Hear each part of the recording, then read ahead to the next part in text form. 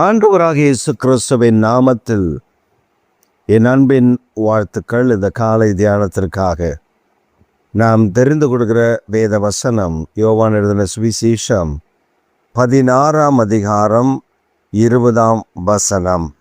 நீங்கள் துக்கப்படுவீர்கள், ஆனாலும் உங்கள் துக்கம் சந்தோஷமாக மாறும். வேதம் ஒரு பெரிய உண்மையை நமக்கு உறக்க சொல்லி நம்மை அலர்ட் செய்கிறது. என்னவென்றால், நீங்கள் அழுவீர்கள், உலகம் மகிழ்ச்சியாய் இருக்கும். நீங்கள் துக்கப்படுவீர்கள், ஆனாலும் உங்கள் துக்கம் சந்தோஷமாகும்படி செய்வேன். நம்முடைய வாழ்வில் கிறிஸ்தவ வாழ்க்கை என்பது ஒரு பஞ்சுமத்தையின் வாழ்க்கை அல்ல.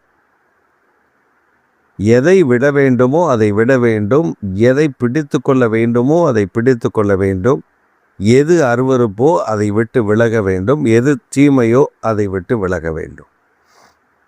ஆனால் இப்பொழுது வரக்கூடிய நூதன உபதேசங்கள் எல்லாம் நீ என்ன வேணால் பண்ணிக்கொள்ளலாம், ஆனால் ஆண்டவர் உங்கள் கூட இருப்பார் அப்படின்னு சொல்லுகிற அந்த தீமையான மொழிகள் இருக்குல்ல, அந்த மொழிகள் ஜனங்களை தீமையாய் வழிநடத்துகிறதை பார்க்க முடிகிறது. இப்போ ஒரு மனிதன் தவறு செய்கிறான், அது ஒன்றும் பிரச்சனை இல்லைங்க. ஊரில் எவனும் செய்யாததாக செய்கிறீங்க, அது ஒன்றும் பிரச்சனை இல்லை, நீங்கள் செய்யுங்க. ஒரு மனிதன் குடித்து கொண்டே பாவத்தில் இருந்து கொண்டே திருவிருந்து கொடுக்குறான், அதெல்லாம் என்ன, நம்ம வர்ற நேரத்தில் நம்ம சுத்தமாக இருந்தால் போதும், இருந்தீங்க சுத்தமாக இருந்தால் போதும் அப்படி என்ற ஒரு உபதேசத்தை சொல்லுகிற ஒரு கூட்டத்தை நாம் பார்க்க முடிகிறது. ஆனால் ஆண்டவர் அந்த கூட்டத்துக்கு நடுவில் நம்மை பரிசுத்தம் உள்ளவர்களாய், தூய்மை உள்ளவர்களாய், ஆண்டவருடைய கிருபையை சார்ந்திருக்கிறவர்களாய் வைத்திருக்கும் பொழுது அவர்களுக்கு துக்கம் இருக்கும், வேதனை இருக்கும், கண்ணீர் இருக்கும், கவலை இருக்கும், எல்லாம் இருக்கும். அப்புறம் என்ன கிறிஸ்தவ வாழ்க்கைன்னு கேட்குறீங்களா? இதெல்லாம் இருந்தால் இதற்கு நடுவில் உங்கள் துக்கத்தை சந்தோஷமாய் மாற்றுகிற கர்த்தர் உங்களோடு கூட இருந்து உங்களை வழி நடத்துகிற அனுபவம் இருக்குது பார்த்தீங்களா, அது வேறு எவருக்குமே கிடைக்காது. ஒரு பிரச்சனை, அந்த பிரச்சனையிலிருந்து நம்மை ஆறுதல் படுத்துகிற தேவன் அவர்தான். வேறு எங்கேயும் நீங்கள் அந்த ஆறுதலை பார்க்க முடியாது. ஒரு சமயம் நான் ஒரு குறிப்பிட்ட பிரச்சனை, அந்த குறிப்பிட்ட பிரச்சனை என்னை மிகவும் தாக்கினது என்றால் என்னை மிகவும் வருத்தப்படுத்தினது. அந்த குறிப்பிட்ட பிரச்சனையிலிருந்து அன்று மாலை என் வாழ்வில் மிகவும் சோர்வடைந்து, இனிமே ஊழியமெல்லாம் செய்யணுமா, என்ன ஆண்டவர், நான் உமக்காக தானே, ஆனால் என்ன போய் இப்படி கேவலமாக அவமானப்படுத்தி நிந்தைப்படுத்தி என்னை தீமையாக சொல்கிறாங்களே, என்ன ஆண்டவரை செய்வது அப்படின்னு ஒரு மிகப்பெரிய கலக்கத்தோடு, மிகப்பெரிய கலக்கம். இனி இந்த ஊழியத்தில் நம்ம ஆண்டவருக்கு உண்மையாக இருக்கிறோம், அது நிறைய பேருக்கு பிடிக்கல, அதனால் இனி இந்த ஊழியத்துலலாம் நம்ம நிற்க முடியுமா அப்படின்னு ஒரு கேள்விக்குறியோடு தான் என் வீட்டுக்குள்ளே வந்தேன். வந்து எப்பொழுதும் நான் ஜெபித்து படுக்கிற ஒரு இடம் இருக்கும், ஒரு சின்ன வீடுன்றதுனால ஆங்காங்கே படுத்திருப்பார்கள். எனக்குன்னு ஒரு இடத்த நான் வச்சுருந்தேன், அங்கே போய் படுத்துக்கிட்டேன். அந்த இடத்துல நான் படுத்தப்ப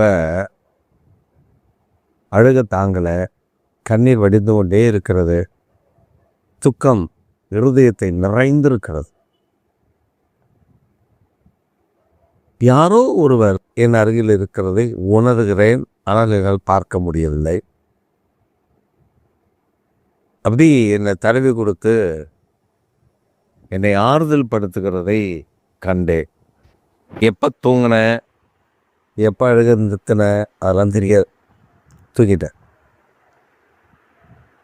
காலையில் எழும்பும்போது அந்த பிரச்சனை நடந்த மாதிரியே அந்த சம்பவமே என்னை பாதித்த மாதிரியோ அந்த சம்பவத்தினால நான் ஒடுங்கி போய் இனி அவ்வளவுதான் அப்படின்ற நிலையெல்லாம் இல்லை. காலையில் எழும்பின ஒரு பெரிய விடுதலை இருந்துச்சு, சந்தோஷம் இருந்துச்சு, ஒரு சமாதானம் இருந்துச்சு, ஒரு மகிழ்ச்சி இருந்துச்சு. போனேன், குடித்தேன், மறுபடியும் ஊழியத்துக்கு போயிட்டேன். எல்லாரும் என்னை ஆச்சரியமாய் பார்த்தார்கள். இவன் வரமாட்டான்ல நினச்சோம், அவன் மறுபடியும் வந்திருக்கானே அப்படி என்று ஆச்சரியமாய் பார்த்தார்கள். நான் உங்களுக்காக வரல, என்னை அழைத்தவர் உண்மை உள்ளவர். அவர் என்னை எதற்காக அழைத்தாரோ அதை நோக்கத்தை நிறைவேற்றும்படியாக தான் நான் இருக்கேன். அதுக்கு தான் நான் வந்தேன். அவளுக்கு விளக்கமெல்லாம் சொல்ல வேண்டிய அவசியம் இல்லை. என்னை ஆற்றினவர், என்னை தேற்றினவர், நீ போன்னு சொன்னால் நான் போகிறேன். துக்கம் சந்தோஷமாய் மாறினார். துக்கமெல்லாம் சந்தோஷமாய் மாற்றினார். என்னை துக்கப்படுத்தின ஜனங்களுக்கு நடுவில் கர்த்தர் நான் உன்னோடு கூட இருக்கிறேன் என்று காண்பித்தான். அதான் ஹைலைட். அதில் நான் உன் கூட தான்ப்பா இருக்கிறேன், நான் உன்னை விட்டு விலகலை, உன்னை பேசினா நான் சும்மா விட்டுருவேனா, அவன் உன்னை இப்படியெல்லாம் கேவலப்படுத்தினாங்களே நான் சும்மா விட்டுருவேனா, நான் உன் கூட இருக்கிறேன். அதை அவர்கள் காண்பார்கள். அந்த மாதிரி அந்த துக்கத்தை மகிழ்ச்சியாய் மாற்றினார். என்னன்னா ஆண்டவர் ஆவியானவர் செய்கிற காரியங்கள் ஆச்சரியமானது. எனக்கு விரோதமாக இடம்பி என்னை குற்றப்படுத்தி என்னை கேவலப்படுத்தி என்னை தரகுறவாக பேசின அதே குடும்பத்தில் ஒரு விபத்து. அந்த விபத்தில்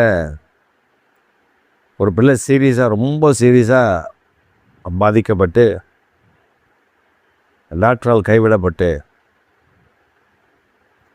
அவள் 24 மணி நேரத்தில் இதெல்லாம் செய்யக்கூடாது, இதெல்லாம் அவளுக்கு வந்துடுச்சுன்னா அவளை காப்பாற்றுற அவ்வளோதான், அவள் கதை முடிஞ்சிடுச்சு அப்படின்னு சொல்லி டாக்டர் சொல்லி அனுப்பிட்டாங்க வீட்டுக்கு. பெரிய மருத்துவமனை. அங்கேருந்து வந்தாச்சு, வந்து வீட்டில் இருக்கிறாங்க. எனக்கு இது தெரியாது. எங்கள் பாஸ்டர் ஃபோன் பண்ணி அந்த வீட்டில் ஏதோ உடம்பு சரியில்லை போல, போய் பார்த்து ஜோம் பண்ணிட்டுப்பான். நம்ம தான் துக்கப்படலையே, நம்ம திட்டுறதெல்லாம் தெரியும். ஆனால் நம்ம ஊழியத்தில் இருக்கும்போது அதெல்லாம் மனசில் வச்சு கசப்பை வச்சுட்டு இருந்தால் நம்ம ஊழியம் செய்ய முடியுமா? இல்லை. அதெல்லாம் அப்போவே அன்றைய இரவே ஆண்டவர் எல்லாத்தையும் என் இருதயத்திலேருந்து மாற்றினதுனால நான் போய் செபித்து அவங்க சொன்னாங்க, இப்படி சொல்லிட்டாங்க, நாங்கள் என்ன செய்கிறதுன்னு தெரில. ஒன்றும் கவலை கிடையாது, ஜோம் பண்ணுவோம், அவள் எழும்புனோடனே கொஞ்சம் கஞ்சி கொடுங்க, அதுக்கப்புறம் தெம்பாயிடுவான். அதே போல் அவங்க செஞ்சாங்க. அந்த ஞாயிற்றுக்கிழமை 6ஆவதுல வந்திருந்தான். அடிபட்டு கட்டெல்லாம் போட்டு தான் இருந்தான். ஆனால் 6ஆவதுல வந்திருந்தா. கர்த்தர் அவளுக்கு ஜீவனை சுகத்தை தந்தார். இப்போ அவளுக்கு கல்யாணம் ஆகி குழந்தைகள்லாம் இருக்குது. நான் என்ன சொல்ல வரேன்னா, நம்மை துக்கப்படுத்தின ஜனங்கள் அவர்கள் துக்கம் படும்போது கர்த்தர் நம்மளை தான் கொண்டு போய் அவங்க துக்கத்தை சந்தோஷமாய் மாற்ற பண்ணுகிறவன். ஒன்றை நல்லா புரிஞ்சுக்கோங்க, நம்முடைய தேவனாகி கர்த்தர் நம்மோடு கூட இருக்கிறார்.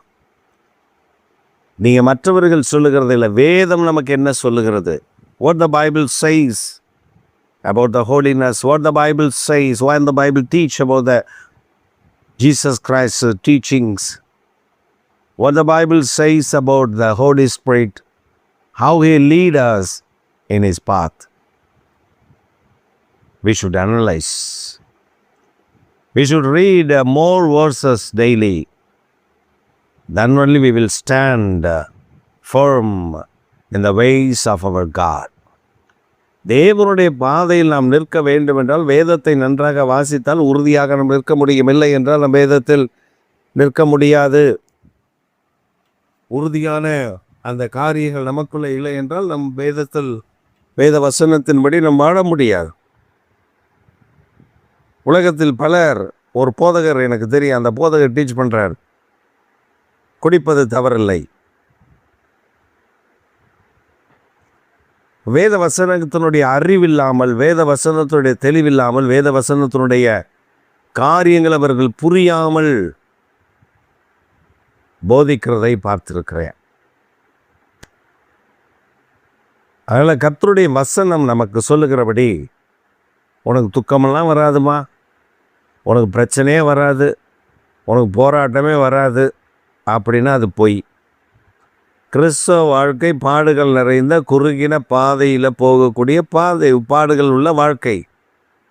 ஆனால் அதுதான் மோட்சத்திற்கு கொண்டு போய் சேர்க்கும், அதுதான் நித்திய ஜீவனுக்கு கொண்டு போய் சேர்க்கும். உபத்திரவங்கள் பாடுகள் இல்லாமல் சிங்காசனம் இல்லை, உபத்திரவங்கள் பாடுகள் இல்லாமல் மேன்மைகள் இல்லை. நாம் துக்கத்திற்கூடாக, நம் பிரச்சனை கூடாக, போராட்டங்களுக்கூடாக, நெருக்கடி கூடாக போகிறதற்கு காரணம் என்ன தெரியுமா? அநேகருடைய வாழ்வில் அப்படிப்பட்ட பிரச்சனையில் சிக்கி இருக்கிறவர்களுக்கு ஆறுதல் செய்ய நம்மால் மட்டும்தான் அந்த அனுபவத்தில் கர்த்தர் நமக்கு தந்து எப்படி நம்மை நடத்தினாரோ அதே போல் நம்ம மற்றவர்களுக்கு உதவி செய்ய முடியும். இந்த காலை வேளையில்